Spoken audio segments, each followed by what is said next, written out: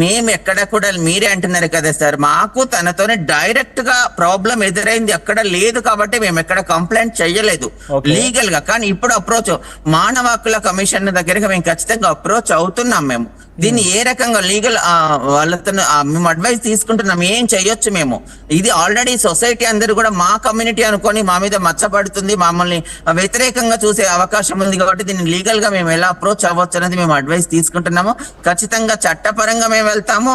తన వ్యక్తిగతంగా మాకు ఎక్కడైనా కనబడ్డా ఖచ్చితంగా మీ మీద చూపిస్తాం. సో ప్రజెంట్ అఘోరి ఆశ్రమం కూడా కట్టబోతోందట, తెలంగాణలో కూడా త్వరలో ఆశ్రమం కడతానట్టుగా మాట్లాడుకొచ్చింది. ప్రజెంట్ నార్త్ ఇండియాలో ఆశ్రమం కడుతోందట, చాలా మందికి సేవ చేస్తానని చెప్పుకొచ్చింది. సనాతన ధర్మం అని మళ్ళీ మాట్లాడుతోంది, అంతా శివార్పణం అంటోంది, శివయ్యకే ధ్యానం చేస్తానంటోంది, సాధన అంటోంది. సో తన మాటల్లో మీకు ఎంతవరకు నమ్మకం కలుగుతోంది? ఎక్కడ నమ్మకం లేదని మొదటి నేను చెప్తున్నాను కదా సార్, ప్రతి మాట అబద్ధమే. అమ్మాయినని చెప్పుకొని తిరగడం అబద్ధమే, భోజనం చేయనని చెప్పుకోవడం తిరగడం అబద్ధమే. నేను దేవుడికి శివార్పణం చేసుకున్నా, శివార్పణం లింగాన్ని శివుడికి అర్పిస్తే బ్రెస్ట్ ఇంప్లాంటేషన్ ఎందుకు చేసుకున్నారండి? బ్రెస్ట్ ఇంప్లాంటేషన్ ఎక్కడ? నువ్వు ఒకటి సమర్పించి ఇంకోటి తెచ్చిపెట్టుకున్నావా బాడీ మీదకి? వాడి మాటలలో అన్ని బూటకము, ఎక్కడ నిజాయితీ లేదు. వాడు ఆశ్రమాలు పెట్టడం కాదు కదా, ఆశ్రమాలు పెట్టి ఇంకెంతమంది అమ్మాయిలు మోసం చేస్తావు. నేను నమ్మి వచ్చి ఏదో నువ్వు ఒక గురువు అనో లేదా ఒక ఏదో నీ దగ్గరికి వస్తే ఇంకేం చేస్తావు? వర్షిని నీ దగ్గరికి ఫస్ట్ వచ్చినప్పుడు నా శిష్యురాలు, నా కూతురు అని చెప్పావు, నేను అమ్మ అని చెప్పుకున్నావు. ఈ తర్వాత వస్తే భార్య అని చెప్తున్నావు, ప్రేమ అంటున్నావు, పెళ్లి చేసుకున్నావు. ఇంకా ఇలా ఆశ్రమాలు పెట్టి ఏం చేస్తావు? ఇంకెంతమందిని నాశనం చేస్తావు? ఎంతమంది అమ్మాయిల జీవితాలు లాగం చేస్తావు? ఎంతమంది కుటుంబాలకు నువ్వు కడుపు కోత మిగిలిస్తావు? ఇది ఏ ఆశ్రమం పెట్టే అవకాశం లేదు, ఎవరం పెట్టనీయకూడదు. అలాంటి ఆశ్రమాలు కదండి, అవకాశమే ఇవ్వకూడదు. సమాజంలో సరిగ్గా తిరిగే అవకాశం ఉండదు. వాడు జైల్లో ఉండాలి, ఎక్కడ ఉండకూడదు. అలాంటి వాడికి జైలే సరైన ప్లేస్. ఓకే, లక్షలు తీసుకొని పూజలు కూడా చేస్తుందట. 10 లక్షలు 5 లక్షలు ఇలా లక్షలు తీసుకొని పూజలు చేస్తుందని కొంతమంది ట్రాన్సాక్షన్స్ పంపిస్తున్నారు, కేసులు కూడా నమోదవుతున్నాయి. ఈ పూజలను విశ్వసించవచ్చా? ఆ లక్షల డబ్బులు ఎలా చేరుతున్నాయి అంటే ఇవన్నీ తిరగాలన్నా ప్రతిదానికి డబ్బే కావాలి కాబట్టి ఎలా చేరుతుంది అనుకోవాలి?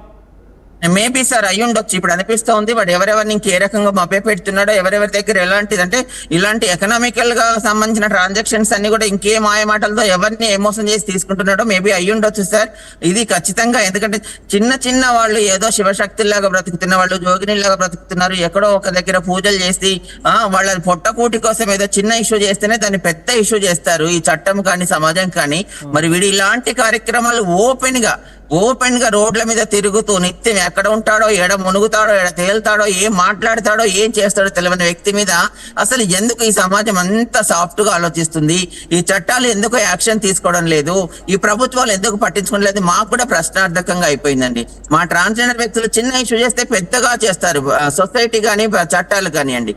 శివశక్తి జోగిని కమ్యూనిటీలు బ్రతుకుతెరువు కోసం ఏమో చేస్తే కూడా వాళ్ళని మాయాలని, మంత్రాలని, మూఢనమ్మకాలను ఎంకరేజ్ చేస్తున్నారని ఎన్నో చెప్తారు. మరి ఇలాంటి వాళ్ళ మీద వెంటనే ఎందుకు యాక్షన్ తీసుకోవట్లేదు?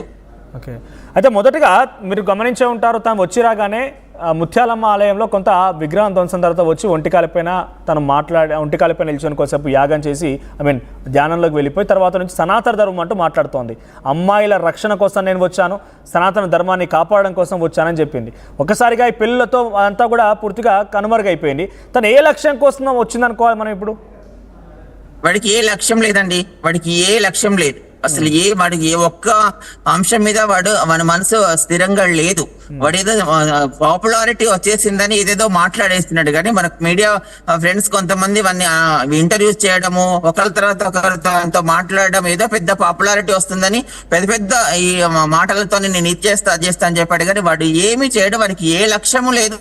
వాడి వల్ల ఏమీ జరగదు, హాని తప్పితే మేలు లేదు. ముత్యాలమ్మ టెంపుల్ కూలగొట్టడం అది తప్పు. అక్కడికి వచ్చి వాడు మాట్లాడినప్పుడే మేము అందరం కూడా సమర్థించాము. కానీ ఆ తర్వాత దాని మీద పూర్తి స్థాయి యాక్షన్ అనేది ఎక్కడ లేదు. వాడు ఏ మాటకు కూడా ఏదైనా యాక్షన్, ఒక కార్యరూపం తాల్చారా ఇప్పటి వరకు? ఏది జరగలేదండి. వాడి మాటలే, వాడి బూటకపు మాటలు, అవి ఎవరు నమ్మొద్దు. వాడు ఏ సనాతన ధర్మం కాపాడాడు, ఏ అమ్మాయిలను కాపాడాడండి వీడు.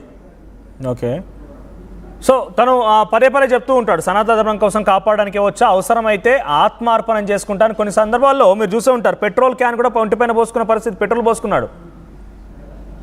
అది బెదిరింపు, ఉట్టి బతకలేక బెదిరింపు అండి. వాడికి జరిగే అవమానానికి ఎప్పుడో కాళ్ళ పెట్టుకొని చచ్చిపోవాలి వాడు. నిజంగా అలా ఉండేవాడు అయితే. వాడి అన్ని బెదిరింపులు. అది కూడా చట్టపరంగా నేరమే కదండి. ఒక వ్యక్తి అలా పెట్రోల్ పట్టుకొని కాలబెట్టుకుంటారు. అసలు బండిలో పెట్రోల్ క్యాన్ పెట్టుకొని ఎట్లా తిరుగుతారండి? అది లీగల్ గా అది కరెక్ట్ కాదు కదా. అది మీద పోసుకుంటున్నాను పోలీసుల ముందే బెదిరిస్తాడు, అయినా వదిలేస్తున్నారు. అన్ని ఇన్లీగల్ యాక్టివిటీస్ చేస్తున్నారు, కానీ ఎక్కడ కూడా వాని మీద లీగల్ గా యాక్షన్ తీసుకుంటలేరు. వెంటనే యాక్షన్ తీసుకోవాలి. ఇది మా తరపున డిమాండ్. ఇది చట్టం అనేది వాడిని వెంటనే వాడి ఆధీనంలోకి తీసుకొని వాడిని విచారించాలి. అసలు వీని వెనకాల ఉన్న స్టోరీ ఏంది, అసలు ఏం చేద్దాం అనుకుంటున్నాడు, ఇంకా ఏం అభ్యర్థన వచ్చాడు, ఏం మోసం చేయడానికి వచ్చాడో కూడా విచారిస్తే తెలుస్తుంది. మొన్న ఇదే క్వశ్చన్ మేము రేజ్ చేసినప్పుడు అఘోరి ఒక క్వశ్చన్ చేసింది. అందరిని ఎవరైతే తనని కించపరుస్తూ ఇష్టం వచ్చినట్టుగా మాట్లాడుతున్నారో నేను ఒకటి అడుగుతున్నానో క్వశ్చన్ చెప్పింది. మిమ్మల్ని అడగొచ్చు అది?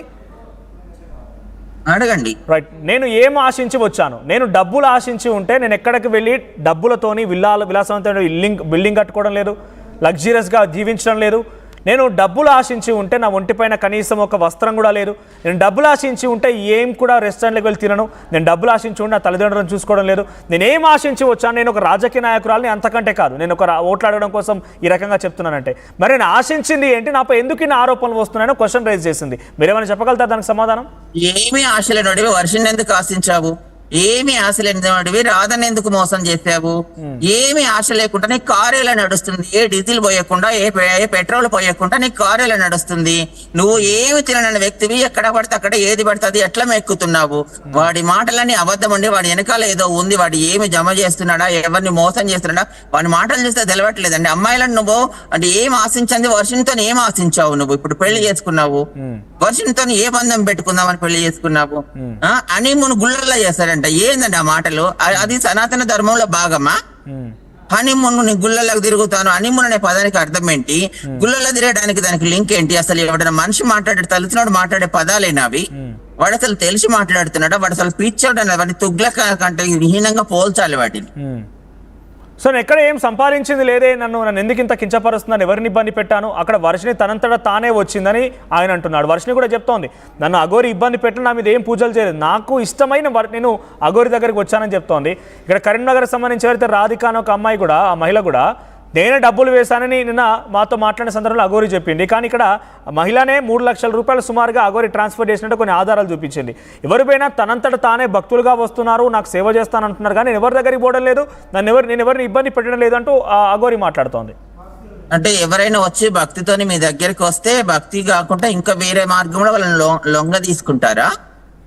అంటే వస్తారండి. దేవుడని మీరేదో అఘోరి అంటున్నారు కాబట్టి, మీరేదో హిందూ సనాతన ధర్మం అంటున్నారు, అమ్మాయిలను రక్షిస్తామంటున్నారు కాబట్టి ఆ నమ్మకంతో మీకు దగ్గర వస్తే మీరు వాళ్ళని ఏ రకంగా ఇప్పుడు అదే వర్షిని ఫస్ట్ ఏం చెప్పారండి మనకి మీడియాలలో?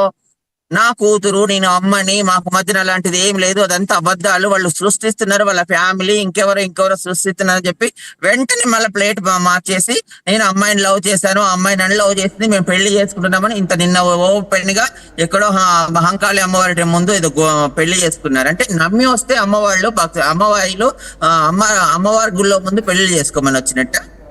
ఓకే. సో వాళ్ళంతటా వాళ్ళే వస్తున్నారు, నేను కాదు